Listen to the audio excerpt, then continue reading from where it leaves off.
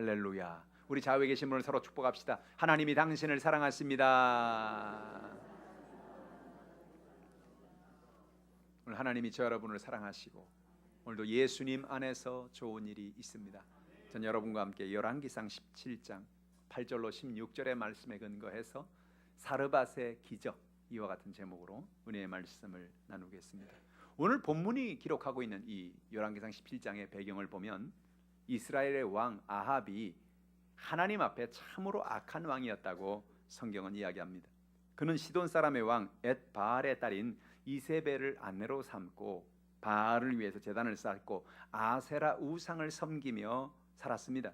이스라엘 왕이 하나님이 가장 싫어하시는 우상 숭배를 했다는 것은 우리에게 이야기하는 바가 참 큽니다. 열왕기상 16장 32절로 33절의 말씀 우리가 한번 읽어보죠. 사마리아에 건축한 바알의 신전 안에 바알을 위하여 제단을 쌓으며 또 아세라상을 만들었으니 그는 그 이전에 이스라엘의 모든 왕보다 심히 이스라엘 하나님의 야훼를 노하시게 하였더라라고 오늘 성경은 말합니다. 북왕국 이스라엘의 사마리아 성에 바알의 신전을 쌓았다는 것은 보통 얘기가 아닌 것입니다. 또 아세라를 그들이 섬겼다는 것은 보통 이야기 아닌 것입니다.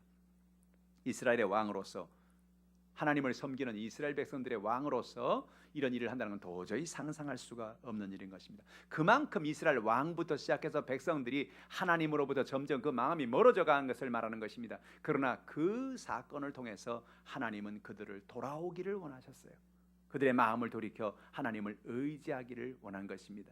오늘 본문의 말씀이 우리에게 주는 진리의 말씀이 무엇일까요? 첫 번째로 하나님으로부터 멀어지면 인생의 삶에 가뭄이 다가온다는 것을 성경은 말합니다. 열왕기상 17장 1절 말씀 같이 읽어보죠. 길르앗에 우고하는 자 중에 디셉 사람 엘리야가 아합에게 말하되 내가 섬기는 이스라엘 하나님 야훼께서 살아계심을 두고 맹세하노니 내 말이 없으면 수년 동안 비도 이슬도 있지 아니하리라 하니라. 왕으로 시작해서 백성들이 하나님을 섬기지 아니하고 그들이 그들의 뜻과 그들의 삶의 생각대로 인생을 살 때 문제가 다가오기 시작했습니다. 그 땅에 비가 오지 않는 겁니다. 이슬이 내리지 않는 겁니다. 이 얘기는 이스라엘 백성들에게는 아주 심각한 얘기입니다. 왜냐하면 이스라엘은 나라 자체가 아주 건조한 그런 위치에 처해 있습니다. 그래서 하늘에서 제때 비가 내리지 아니하고 이슬이 내리지 않으면 농사를 할 수가 없어요. 농사가 되지 않을 뿐만 아니라 들판에 풀이 자라지 않아서 양들을 먹일 수가 없고, 그래서 그들의 삶 속에 큰 고통 속에서 인생을 살 수밖에 없는 것입니다. 근데 하나님의 은혜 가운데 그들이 여태껏 살았는데 하늘이 문을 닫아버리니 큰 어려움과 고통이 다가온 것입니다. 엘리야 선지자가 아합 왕에 가서 한 말을 우리는 주목해야 됩니다. 내가 섬기는 이스라엘의 하나님 야훼께 살아계심을 두고 맹세하노니 내 말이 없으면 수년 동안 비도 이슬도 있지 아니하겠다라고 말씀한 것입니다. 흔히 하나님의 선지자들이 야훼께서 살아계심을 두고 맹세한다는 이 말을 자주 해요. 그 말은 하나님을 맹세하고 반드시 이런 일이 있을 것이라는 것을 이야기하는 것입니다. 오늘 여러분, 하나님이 수년 동안 왜 이스라엘 땅에 비도 이슬도 내리지 않겠다고 말씀하시나요? 그 비와 이슬이 내리지 않는 사건을 통해서 이스라엘 백성들을 하나님께 돌아오기를 원하는 것입니다. 성경에 보면 하나님은 이스라엘 백성들에게 하나님만을 섬기며 하나님만을 의지하며 살라고 말씀했습니다. 하나님은 왜 그런 말씀을 하실까요? 성경에 보면 하나님은 하나님만을 섬기고 우상을 숭배하지 말며 하나님만을 섬기라고 말씀했습니다. 저는 조신자 시절에 그 말씀을 읽으면서 하나님은 참 욕심이 많으신가 보다. 어떻게 하나님만을 이렇게 섬기라고 그럴까? 왜 다른 신을 섬기지 말고 하나님만을 섬기라고 말할까? 그렇게 생각을 한 적이 있었습니다. 그런데 성경을 읽어보니까 그 얘기가 아니에요. 왜 하나님이 하나님만을 섬기라고 말씀했느냐? 그것이 하나님이 사람을 처음에 창조할 때부터 인간 모두에게 만든 축복받는 법칙이었기 때문에 그렇습니다. 아담과 하와를 창조하시고 하나님이 그들에게 축복하여 이르시되 너희들이 생육하고 번성하고 복을 받으라고 말씀한 것입니다. 하나님을 의지하고 하나님을 바라보고 믿음으로 살아갈 때 아담과 하와의 인생은 축복의 인생이요 하나님의 은혜 가운데 승리하는 삶을 살 수 있게 되었던 것입니다. 그러나 그들이 하나님을 잃어버리고 마귀의 말에 귀를 기울이고 세상의 말을 기울이고 내 뜻대로 내 마음대로 살 때 하나님의 복을 잃어버린 것입니다. 세상에는 많은 법칙이 있습니다. 우리는 중력의 법칙을 아시죠? 공을 여러분 잡고 있다가 땅바닥에 툭 놓으면 땅바닥으로 떨어집니다. 우리 중력의 법칙이라 그러죠. 지구의 중간에서 세상에 있는 모든 물건들을 지구 중심으로 끌어다니는 게 중력의 법칙인 것입니다. 이와 같이 하나님 우리의 인생에 큰 법칙을 주는, 그게 무슨 법칙이냐? 하나님을 의지하고 살면 복을 받는 법칙을 주셨습니다. 하나님을 의지하고 믿음으로 살면 하나님이 때때에 하나님 우리의 필요한 비를 내려주십니다. 이슬을 내려주십니다. 우리의 삶의 필요를 공급해 주시는 것입니다. 하나님을 섬기면 하나님 좋으라고 그러는 것이 아니라 하나님을 섬기면 하나님이 예비한 은혜의 축복을 우리가 받고 살기 때문에 그런 축복을 주신 거예요. 근데 하나님을 섬기지 않으면, 하나님에서 멀어져 가면 그들의 삶 속에 문제가 다가오고 어려움이 다가옵니다. 비가 내리지 아니하고 이슬이 내리지 아니하므로 큰 어려움이 다가오게 되는 것이지요. 오늘 여러분, 하나님께서 우리가 문제 가운데 있을 때 우리에게 하나님 말씀하십니다. 내 삶의 잘못된 자리에서 우리 돌아와라. 하나님께 돌아와라. 마음을 돌이켜라 하는 말씀하십니다. 우리 환경을 통해서, 우리의 하나님의 말씀을 통해서, 우리의 삶의 여건을 통해서 하나님 우리에게 말씀하십니다. 그런데 그럼에도 불구하고 하나님 앞에 말씀에 귀를 기울이고 돌아오지 않으면 하나님 우리의 인생에 고난이라는 가뭄을 보내는 것입니다. 나니아 연대기로 잘 알려진 C.S. 루이스라는 작가는 이런 말을 한 적이 있습니다. 고난은 하나님의 확성기다. 우리의 환경을 통해서, 우리의 여건을 통해서 하나님께서 우리에게 하나님 중심으로 돌이켜 하나님 주신 놀라운 축복과 은혜 가운데 믿음의 삶을 살라고 하나님 말씀에도 불구하고 우리가 하나님 말씀을 순종하지 않고 하나님께 돌아오지 않으면 하나님 우리의 삶에 가뭄이라는 고난을 보내는 것입니다. 이스라엘 백성들 가운데 아합 왕이 하나님을 섬기지 아니하고 우상을 숭배하고 이스라엘 백성들이 하나님을 섬기지 않고 살아갈 때 하나님은 그들에게 가뭄이라는 고난을 보냈습니다. 무엇입니까? 그들에게 그 고난을 통해서 하나님 말씀하시는 것입니다. 내 마음을 돌이켜라. 하나님을 의지하라. 하나님께 나와 하나님의 은혜와 축복 속에서 살라는 것입니다. 솔로몬 왕이 하나님 앞에 성전을 지어드리고 하나님 앞에 1000번제를 드렸을 때 하나님은 솔로몬에게 와서 하신 말씀이 있습니다. 그 말씀이 역대하 7장 13절로 14절 말씀입니다. 같이 한번 읽어보겠어요? 혹 내가 하늘을 닫고 비를 내리지 아니하거나 혹 메뚜기 떼들에게 토산을 먹게 하거나 혹 전염병이 내 백성 가운데 유행하게 할 때에 내 이름으로 일컫는 내 백성이 그들의 악한 길에서 떠나 스스로 낮추고 기도하여 내 얼굴을 찾으면 내가 하늘에서 듣고 그들의 죄를 사하고 그들의 땅을 고칠지라. 이스라엘 백성들이 하나님 앞에 나와서 하나님의 축복을 받는 비결을 말씀하고 있습니다. 혹시 내가 하늘을 닫고 비를 내리지 않을 때가 있다는 겁니다. 가뭄을 우리에게 줄 때가 있다는 거예요. 메뚜기들이 와서 토산을 먹습니다. 전염병이 일어나 백성들 가운데 유행합니다. 이때 우리 할 일이 뭐냐? 내 이름을 일컫는 내 백성이 그들의 악한 길에서 떠나라는 것입니다. 우리가 하나님을 의지하지 아니하고 내 뜻대로 내 마음대로 살았던 우리 악한 길에서 떠나서 하나님 앞에 믿음으로 돌아오라는 것입니다. 그리고 스스로 낮추라는 겁니다. 겸손해지라는 것입니다. 우상 숭배는 교만입니다. 왜?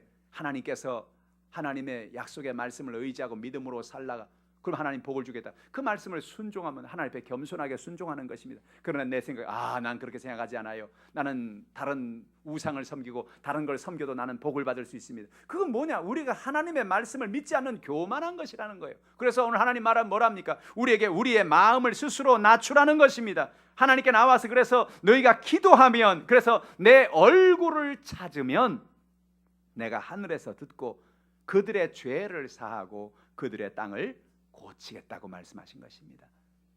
가뭄을 극복하는 비결은 기우제를 지내는 데 있는 것이 아니었습니다. 가뭄을 극복하는 비결은 양수기를 동원해서 저 밑에 있는 지하에 물을 퍼내서 물을 공급하는 데 있는 것이 아니었습니다. 이스라엘 백성들이 가뭄을 해결하는, 그들의 고난을 해결하는 방법은 하나님의 얼굴을 구하는 것입니다. 하나님의 얼굴을 구한다는 게 뭐예요? 하나님 얼굴 보러 나오는 것을 의미하는 것입니다. 하나님 얼굴을 만나는 것을 말하는 것입니다. 이번에 추석을 맞이해서 우리 많은 성도들이 부모님을 가서 만나기도 하고 또 부모님 찾아가서 맛있는 음식을 나누기도 하고 그런 걸 우리 볼 수 있어요. 여러분 그냥 전화만 해도 될 텐데 뭐 꼭 추석에 이렇게 부모님 얼굴을 봐야 되느냐? 여러분 부모님 얼굴을 보는 게 중요합니다. 얼굴을 보고 서로가 서로 얼굴을 마주대고 손을 잡고 끌어안을 때 그 마음속에 사랑이 복받쳐 올라오고 기쁨이 복받쳐 올라오고 행복이 복받쳐 올라오는 것입니다. 하나님도 오늘 우리에게 뭘 원하잖아. 내가 네 얼굴을 좀 보기 원한다. 내가 네 얼굴을 보고 서로 얼굴을 마주대고 우리의 연약함을 내려놓고 너의 기도를 내게 부르짖고 내가 너의 연약함을 응답해 주기를 원한다라고 말씀하시는 것입니다. 오늘 저 여러분이 하나님 앞에 나가서 늘 이와 같이 주님의 음성에 귀를 기울이기를 주님의 이름으로 축복합니다. 하나님 앞으로 멀어졌으면 우리의 마음을 돌이키라는 것입니다. 아합 왕의 큰 갈등은 그가 하나님을 의지하지 않는 데 있었습니다. 우상을 숭배하고 세상을 따라 사는 삶 속에 하나님께서 그를 향해 분노하고 있었던 것입니다. 오늘 저 여러분의 삶 속에 하나님만을 의지하는 여러분 되기를 주님의 이름으로 축복합니다. 두 번째로, 하나님은 오늘 본문을 통해서 우리에게 하신 말씀이 뭡니까? 하나님은 어떤 순간에도 우리를 돌보고 계신다는 것입니다. 하나님께서 엘리야를 통해서 이 놀라운 일을 감당하게 하셨는데, 이제 근데 엘리야에게는 큰 문제가 됐어요. 왜? 그 나라의 생사 여탈권을 가지고 있는 왕에게 가서 이 얘기를 했으니 왕이 엘리야를 살려두려고 하겠습니까? 아니, 이 사람이 지금 유언비어를 만드나? 아니, 우리 이 나라에 무슨 이런 문제가 있다고 말하는 거야? 당장 저를 잡으라 그러지 않겠어요? 엘리야는 그 자리로 도망을 쳐서 요단강의 한 지류인 그레 시내가라는 곳에 가서 그가 숨었습니다.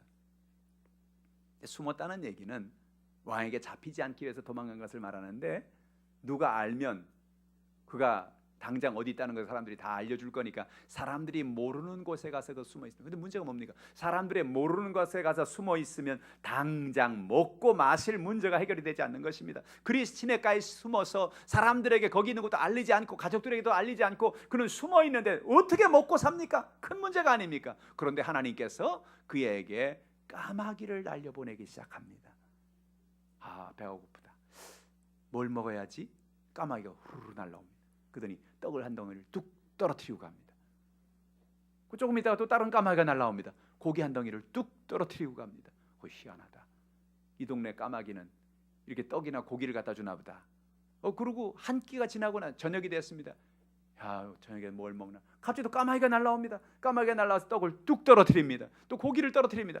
그래서 그는 그곳에서 매일같이 까마귀가 가져다 주는 떡을 먹고 까마귀가 주는 고기를 먹고 하루하루를 살게 된 것입니다. 할렐루야. 하나님이 여러분 까마귀를 통해서 하나님의 은혜를 공급해 주시는 것입니다. 열왕기상 17장 3절로 6절의 말씀을 성경이 이렇게 말합니다. 같이 읽어보죠. 너는 여기서 떠나 동쪽으로 가서 요단 앞 그리 시내가에 숨고 시냇물을 마시라. 내가 까마귀들에게 명령하여 거기서 너를 먹이게 하리라. 그가 야훼의 말씀과 같이 하여 곧 가서 요단 앞 그리 시내가에 머물매 까마귀들이 아침에도 떡과 고기를 저녁에도 떡과 고기를 가져왔고 그가 시냇물을 마셨으나라고 성경은 말하는 것입니다. 놀라운 일입니다. 엘리야를 어느 누구도 돌봐주려고 하지 않습니다. 왕이 잡으려는 사람을 누가 돌볼 수가 있겠습니까? 그런데 아무리 그가 연약한 거 어려운 가운데서도 하나님은 그를 돌보고 계시는 것입니다. 사랑하는 성도 여러분, 우리가 하나님을 의지하고 하나님을 바라보고 나아갈 때 여러분의 삶에 하나님은 까마귀를 보내주시는 것입니다. 여러분의 삶을 책임져 주시는 것입니다. 여러분의 가정에, 여러분의 생활에, 여러분의 삶의 모든 연약함과 문제를 주님이 해결해 주시고 길을 열어주시는 것입니다. 우리가 생각하기엔 길이 없다, 나갈 길이 없다, 방법이 없다, 그런 생각이 들 때가 있어요. 그러나 그 순간에도 하나님은 일하고 계십니다. 하나님이 까마귀를 날려보내시고 하나님의 은혜를 베풀어 주시는 것입니다. 뿐만 아니라 하나님은 놀라운 역사를 베풀어 주는데 약한 사람을 통해서 놀라운 일을 그에게 베풀어 주신 것입니다. 까마귀가 물을 또 떡을 양식을 공급하는 이 모든 시간이 지나고 난 다음에 이 모든 게 다 떨어지는 순간이 옵니다. 더 이상 물이 없습니다. 마실 물이 없습니다. 그리 시냇가가 말라버렸습니다. 열왕기상 17장 8절로 9절에 하나님은 이때 엘리야에게 이렇게 말씀하십니다. 같이 읽어보죠. 야훼의 말씀이 엘리야에게 임하여 이르시되 너는 일어나 시돈에 속한 사르밧으로 가서 거기 머물라. 내가 그곳 과부에게 명령하여 내게 음식을 주게 하였느니라. 여러분, 사실 이 말씀을 들을 때 엘리야는 좀 의아했을 것입니다. 하나님, 제가 잘못 들었나요? 누구라고? 어디로 가라고요? 사르밧에 있는 과부에 가라. 그애가 네게 모든 먹을 양식을 내게 준비했다. 과부요? 여러분, 당시의 고아와 과부는 성경에 가난한 사람의 대명사입니다. 성경에도 수많은 구약 성경에 뭐라고 말합니까? 이스라엘 백성들이 늘 이 가난한 사람들을 위해서 도우라는 얘기가 늘 나오지요. 신명기 14장 29절 같이 읽어볼까요? 너희 중에 분깃이나 기업이 없는 레위인과 내 성중에 거류하는 객과 및 고아와 과부들이 와서 먹고 배부르게 하라. 그러면 내 하나님 야훼께서 내 손으로 하는 범사에 내게 복을 주시려. 오늘 성경이 말합니다. 객과 고아와 과부에게 와서 먹고 배부르게 해주라는 거예요. 왜? 그들이 늘 가난하기 때문에 그래요. 늘 그들이 어렵기 때문에 그래요. 하나님이 그들의 모든 것을 채워주라고 이스라엘 백성들에게 말씀하시는 것입니다. 신명기 24장 21절도 읽어볼까요? 내가 내 포도원에 포도를 딴 후에 그 남은 것을 다시 따지 말고 객과 고아와 과부를 위하여 남겨두라. 포도원을 하는 사람은 포도를 딸 때 모든 포도를 한꺼번에 따지 않습니다. 잘 익은 거, 좋은 거, 상품이 될 만한 거, 그걸 먼저 따지요. 따고 난 다음에 그 다음에 조금 덜 익은 거는 놔둡니다.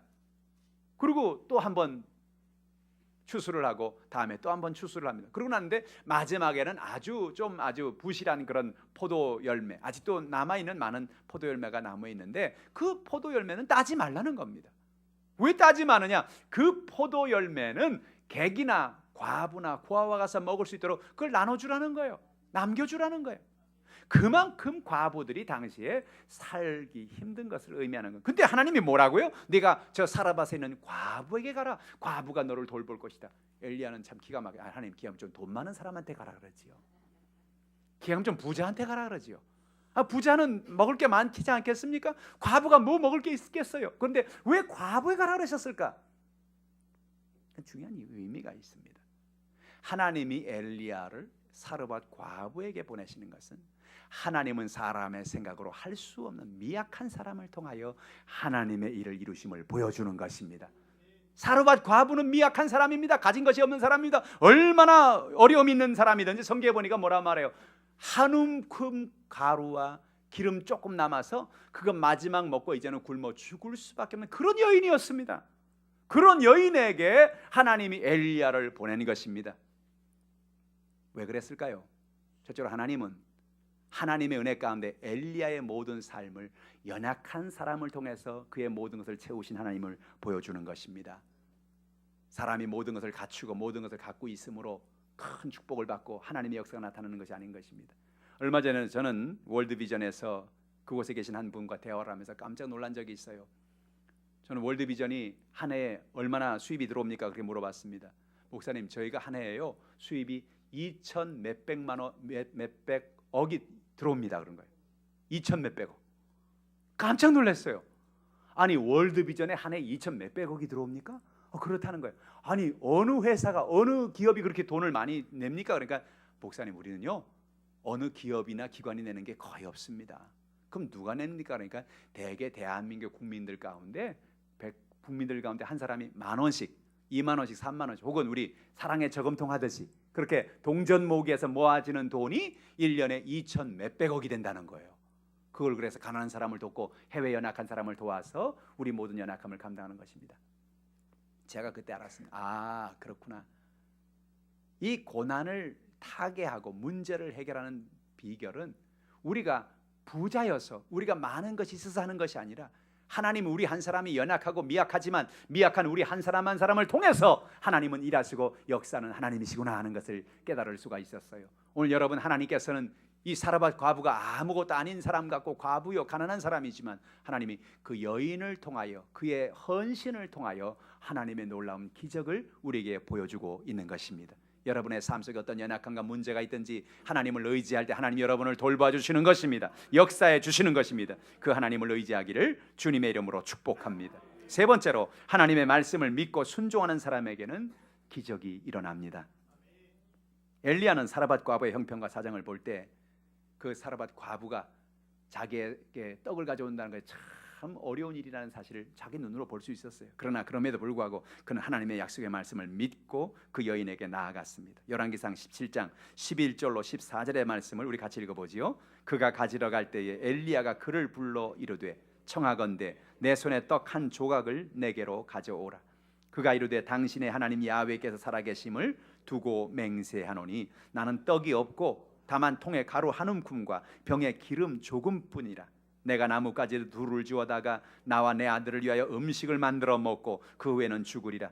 엘리야가 그에게 이르되 두려워하지 말고 가서 내 말대로 하려니와 먼저 그곳으로 나를 위하여 작은 떡 1개를 만들어 내게로 가져오고 그 후에 너와 내 아들을 위하여 만들라.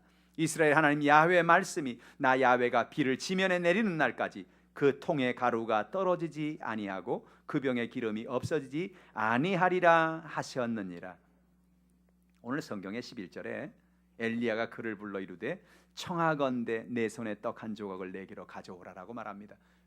엘리야가 명령한 게 아닙니다. 내가 명령하노니 떡을 가져오시오. 그렇게 한 게 아닙니다. 청했습니다. 왜? 엘리야가 말을 하면서도 미안한 거예요.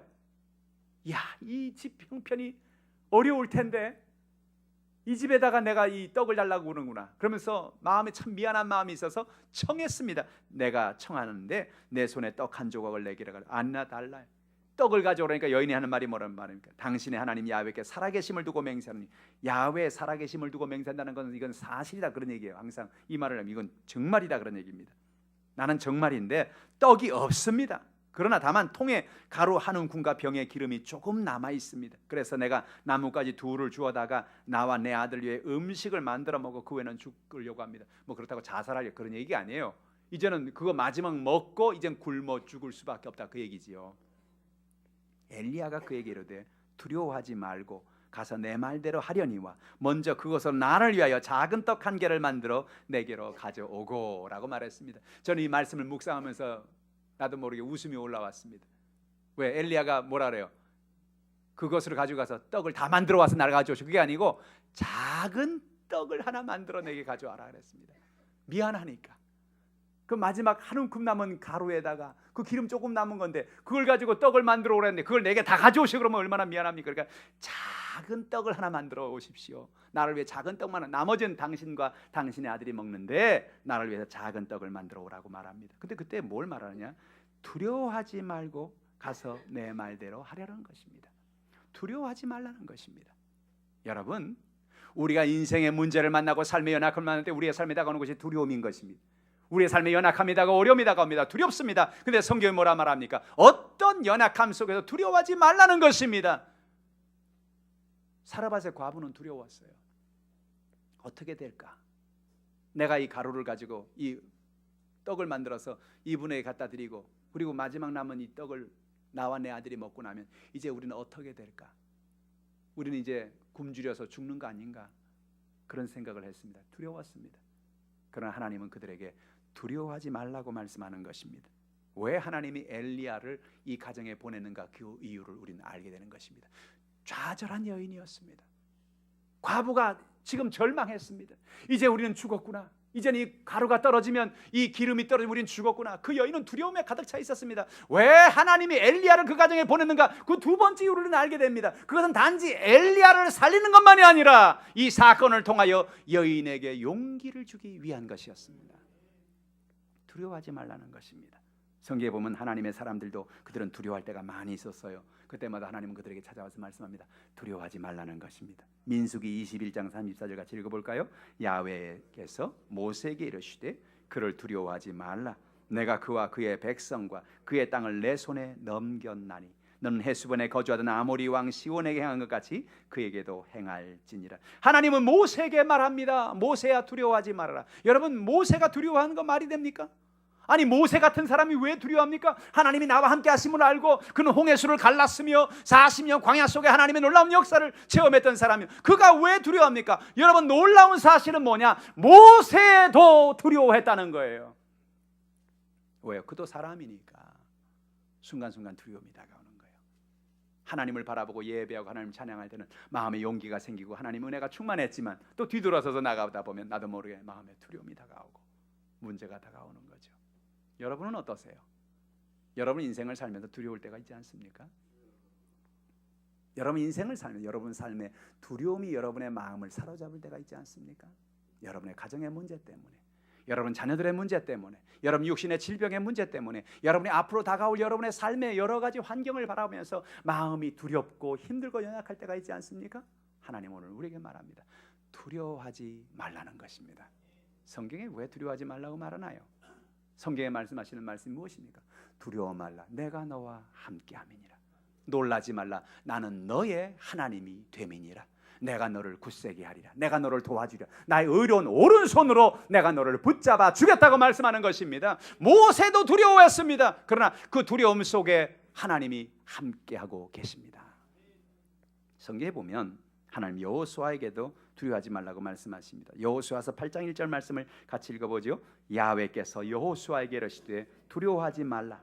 놀라지 말라. 군사를 다 거느리고 일어나 아이로 올라가 보라. 내가 아이 왕과 그의 백성과 그의 성읍과 그의 땅을 다 내 손에 넘겨 주었으니. 할렐루야. 여호수아는 아이를 바라볼 때마다 두려웠습니다. 아이라는 이름은 성의 이름입니다. 애가 아니고요. 그 아이라는 성에, 여호수아는 그 아이라는 성을 바라볼 때마다 마음에 두려움이 생겼습니다. 왜냐하면 그 아이라는 성은 작은 성이기 때문에 군사를 조금만 올려보내도 충분히 함락할 수 있는 그런 성이었어요. 그런데 그들이 그 성을 공격하러 갔다가 완전히 대패를 하고 돌아왔습니다. 그 아이 성을 바라보면 자기도 모르게 마음이 막 두려워지는 거예요. 이거 우리가 저 성을 함락할 수 있을까? 우리가 저 성을 이길 수 있을까? 하나님이 여호수아에게 다가와서 말합니다. 여호수아야, 두려워하지 말아라. 놀라지 말아라. 군사를 다 거느리고 일어나 아이로 올라가라 라고 말씀하는 것입니다. 여러분은 삶 속에 어떤 연약함이 있든지 어떤 두려움이 있든지 하나님 말씀합니다. 놀라지 말라는 겁니다. 두려워하지 말라는 겁니다. 하나님이 여러분과 함께 하십니다. 다윗은 그가 마음에 두려움이 다가올 때마다 하나님을 나가 하나님을 찬양합니다. 시편 23편에 내가 사망의 음침한 골짜기로 다닐지라 내가 두려워하지 않을 것은 이라고 고백합니다. 사망의 음침한 골짜기를 지나간다는 것은 두려운 일이지요. 어떻게 두렵지 않겠습니까? 그 이유가 있어요. 하나님이 나와 함께 하심이라 하는 고백이 그의 고백인 것이죠. 시편 27편의 다윗의 고백을 우리 같이 읽어봅시다. 야훼는 나의 빛이요 나의 구원이시니 내가 누구를 두려워하리요. 야훼는 내 생명의 능력이시니 내가 누구를 무서워하리요. 할렐루야. 하나님은 나의 빛이라는 것입니다. 어둠의 캄캄한 길을 걸어갈 때 빛이 있으면 두렵지 않습니다. 하나님이 나의 빛이라는 겁니다. 하나님 나의 구원이라는 겁니다. 내가 함정에 빠져서 건짐을 받을 수 없습니다. 그러나 하나님이 나의 구원이 되어서 나를 건져 주신다는 것입니다. 내가 그러므로 누구를 두려워하겠는가? 야훼는 내 생명의 능력이시니 내가 누구를 무서워하겠는가? 두려워할 이유가 없다는, 무서워할 이유가 없다는 거예요. 근데 실제로 다윗의 인생이 두려워하지 않을 인생이었느냐? 무서워하지 않을 인생이었느냐? 아니에요. 언제 죽을지 몰라요. 언제 사울이 다가와서 그를 현상수배를 해서 그를 죽이려고 그를 사형대에 올릴지 모르는 그런 위기 속에, 그런 두려움 속에 그가 매일매일 살아가고 있다고요. 그런데 그럼에도 불구하고 다윗은 하나님 앞에 나는 두렵지 않습니다 고백하는 것이죠. 사랑하는 성도 여러분, 하나님이 함께 할 때 어떤 두려움도 어떤 문제도 극복할 수가 있는 것입니다. 하나님은 엘리야를 하나님의 사람 사르밧 과부에게 보낸 겁니다. 여인은 두려웠어요. 무서웠어요. 이 마지막 남은 한 움큼의 과루, 이 기름 먹고 이걸로 과자 하나 해먹고 떡 하나 먹으면 이제 우린 죽을 텐데 앞으로 어떻게 우리가 살아갈 수 있을까를 그 두려워하는 마음을 가지고 있는 그에게 하나님은 엘리야를 보내서 위로합니다. 여인이여 두려워하지 말아라. 걱정하지 말아라. 하나님이 너를 돌보아 주신다. 그리고 그를 돌보는 방법을 말씀합니다. 그것이 무엇입니까? 네가 있는 그 가루의 한 움큼과 그 조금 있는 기름을 가지고 나가서 떡을 만들어서 그것으로 작은 떡을 만들어서 먼저 내게 가지고 와라. 그럼 하나님이 너에게 이 가뭄이 끝날 때까지 가루가 떨어지지 아니하고 기름이 떨어지지 않은 축복을 내게 주신다는 겁니다. 믿어야 돼요, 말아야 돼요? 이상한 선지자가 하나 와가지고 우리가 먹고 죽으려는 마지막 남은 그 떡을 빼앗아 가는 거 아닌가, 뭐 그런 생각할 수 있지 않겠어요? 얼마나 배가 고프면 나한테 와서 이런 사기를 칠까, 뭐 그런 생각을 하지 않았겠어요? 근데 희한하게도 이 사르밧 과부는 엘리야가 하는 말을 듣자마자 그 말씀을 믿었어요. 아, 하나님이 그러시라고 하셨군요. 그렇지 않아도요, 며칠 전에 하나님 제게 와서 그런 말씀하셨어요. 제게 와서 명령하시기를 내가 하나님의 사람 한 사람을 보낼 것인데 그가 오면 그를 대접하라는 겁니다. 제가 그날부터 얼마나 고민된 줄 아세요? 제가 뭐가 있어야 대접을 하지요? 내가 뭐가 있어야 공급하지요? 근데 알고 봤더니 하나님이 다 예배 놓으셨군요. 하나님이 당신을 통해서 우리 가정을 채워주려고, 우리 가정의 모든 것을 축복해 주려고, 우리 어려움을 해결해 주려고 하나님이 당신을 보내셨군요. 그리고 돌을 달지 않고 가서 나무가지 2개를 주워다가 불을 피우고 그것으로 그 밀가루를 반죽을 하고 기름에 그것을 구워가지고 작은 떡을 만들어서 엘리야에게 가져옵니다. 맛있게 먹었습니다. 엘리야가 그 떡을 붙잡고 눈물을 흘리며 축복하며 기도합니다. 하나님 아버지, 그러지 않았겠어요? 이 가정에서 이 마지막 떡을 먹고 죽으려는 그 떡입니다. 그 떡을 자기가 가져온 거예요. 그걸 붙잡고 엘리야가 얼마나 축복 기도를 했을까요? 하나님 아버지, 이 떡을 축복하여 주시옵소서. 이 과부가 정말 가진 것이 없습니다. 마지막 남은 가루입니다. 마지막 남은 기름입니다. 그것 가지고 이렇게 믿음으로 섬기는 손길을, 이 헌신하는 손길을 하나님이 축복하여 주시옵소서. 성경이 뭐라 말합니까? 그 여인이 믿음으로 드린 그 손길에 하나님이 복을 주어서 모든 가뭄이 끝날 때까지 그 집의 가루통에 가루가 떨어지지 아니하고 기름이 떨어지지 아니하였더라. 성경은 이야기하고 있는 것입니다. 할렐루야. 오늘 하나님의 약속을, 하나님의 신실한 약속을 믿는 여러분 되기를 주님의 이름으로 축복합니다. 환경을 바라볼 땐 좌절입니다. 환경을 바라볼 땐 가뭄입니다. 환경을 바라볼 땐 마지막 남은 가루요, 마지막 남은 기름입니다. 내 인생은 이제 끝났다고 생각할 수밖에 없습니다. 여러분, 그러나 그 순간에도 하나님은 살아계십니다. 하나님은 우리를 주목하고 계십니다. 우리 연약함을 도우시는 거예요. 믿음으로 헌신하고 믿음으로 드리고 믿음으로 하나님의 영광 돌리는 것입니다. 누가복음 6장 38절에 믿음으로 드리는 손길에 큰 축복을 하나님 이렇게 말합니다. 같이 읽어보죠. 주라, 그리하면 너에게 줄 것이니 곧 후이되어 누르고 흔들어 넘치도록 하여 너에게 안겨주리라. 너희가 헤아리는 그 헤아림으로 너희도 헤아림을 도로 받을 것이니라. 여러분, 성경은 우리가 복받는 비결을 이렇게 말하고 있는데, 내가 움켜잡고 내가 가지고 있으면 그게 내게 복이 되는 게 아닌 거예요. 하나님 뭐라 말합니까? 내가 가지고 있는, 내게 정말 귀한 것, 내게 마지막 것이 될 수 있는 너의 연약한 것이지만 그것을 믿음으로 내 손에서 내어놓으라는 것입니다. 주라는 것입니다. 여러분, 우리가 이번 추석을 이렇게 보내면서 추석이나 설이나 이런 명절이 되면 다른 사람들보다 더 정말 가슴이 시리고 마음이 아픈 그런 이웃들이 우리 주변에 있습니다. 어떤 사람들은 아이들도 찾아오고 주변에 많은 사람들도 찾아오고, 그래서 북적북적한 그런 집안도 있는데 찾아오는 사람도 없고 아는 사람도 없고 송편 하나 가져오는 사람도 없고 얼마나 마음이 힘들어요. 여러분, 그래서 우리가 이런 추석이라든지 이런 설이라든지 이런 명절일 때면은 우리가 사실 우리 주변을 좀 돌아봐야 돼요. 우리 주변에서 아무도 찾아갈 사람이 없는 사람, 아무도 돌볼 사람이 없는 사람, 그런 사람에게 우리가 사랑의 손길을 펴라는 것입니다. 주라는 것입니다. 마치 이 사르밧 과부가 그의 가루와 그의 기름을 그의 고통받고 어려운 배고픈 한 선지자에게, 늙은 선지자에게 그의 사랑의 손길을 폈던 것처럼 우리 주변에 연약한 사람들, 어려운 사람들에게 우리가 주의 사랑의 손을 펴라는 겁니다. 주라는 겁니다. 베풀라는 겁니다. 놀라운 사실이 무엇입니까? 내가 그거 주면 내가 먹을 것이 없고 그거 주면 내가 살 방법이 없습니다. 그게 내 마지막 가루요, 내 마지막 기름입니다 할 수 있습니다. 그러나 하나님 뭐라 말합니까? 내 마지막 가루를, 내 마지막 기름을 네가 누군가에게 줄 때에 내가 너에게 복을 부어주겠다는 겁니다. 주라. 그러면 내게 돌려주겠다는 겁니다. 그냥 돌려주겠다는 게 아니라 차고 흔들어 넘치도록 하여 너에게 안겨주겠다는 겁니다. 늘 주의 사랑을, 하나님의 은혜를 나누며 살아가는 여러분 되기를 주님의 이름으로 축복합니다. 하나님의 영광을 위해 드리라는 것입니다. 전 세계에 나가 있는 선교사들, 하나님의 말씀을 알지 못하는 수많은 잃어버린 영혼들, 그들 향해서 하나님 앞에 예물을 드리고 헌물을 드리고 구제 헌금을 드리고 선교 헌금을 드리고 사랑하는 사람들을 돕기 위한 믿음의 예물을 드리라는 것입니다. 주라는 것입니다. 하나님, 나 쓸 것도 없는데요, 내 쓸 것 중에 일부를 구별해서 심으라는 것입니다. 드리라는 것입니다. 드릴 때, 심을 때 하나님께서 그것을 씨앗으로 사용해 주시는 것입니다. 그것이 차고 흔들어 넘치도록 하여 우리에게 베풀어 주시고 은혜를 베풀어 주시는 것입니다.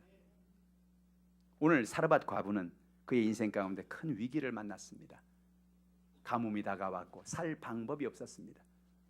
많은 돈 있는 사람도, 많은 재산 있는 사람도 그 위기를 넘기지 못하고 고통하고 있는데 이 사르밧 과부야 말해 뭐 하겠습니까? 이 사건을 통해서 여인은 분명한 사실을 깨달았습니다. 하나님을 떠난 인생엔 가뭄이 다가오는구나. 하나님을 떠난 인생에는 문제가 다가오는구나. 하나님을 향해 마음을 돌이켜야 되겠다. 오늘 성경 우리에게 말합니다. 하나님은 지금 이 순간도 우리를 돌보고 계신다는 것입니다. 지금 이 순간도 여러분의 연약함을 해결해 주길 원하신다는 것입니다. 하나님은 지금도 까마귀를 날려보내십니다. 여러분이 알지 못하는 여러분의 방법을, 여러분의 삶의 연약함과 문제를 해결할 수 있는 그 하나님의 은혜를 하나님은 지금도 예비하십니다. 그리고 하나님은 우리가 상상할 수 없는 사르밧과 같은 약한 사람이지만 그런 약한 사람을 통하여서 하나님은 놀라운 일을 이루시고 역사를 베풀어 주신다는 것입니다.